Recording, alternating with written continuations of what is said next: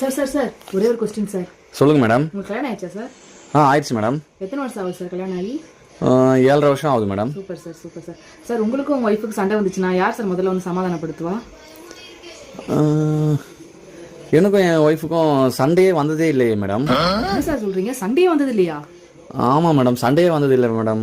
Sir நீங்கள் தமிழ்நாட்டில் தான் இருக்கீங்களா? தமிழ்நாட்டில் அங்கங்கே கணவன் மனைவியை போட்டு அடிச்சுக்கிறாங்க சார். நீங்கள் என்ன சண்டையே வரலன்னு சொல்கிறீங்க?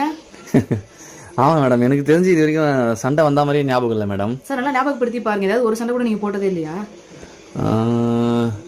ஆமாம் மேடம், கல்யாணம் ஆகி ஒரே ஒரு சண்டை மட்டும் போட்டேன் மேடம். அப்போ யார் சார் சமாதானப்படுத்தினா? அப்போ கூட யாருமே யாரையும் சமாதானப்படுத்தலையே மேடம். ஏன் சார் அப்படி என்ன சார் சண்டை போட்டீங்க சொல்லுங்கள்.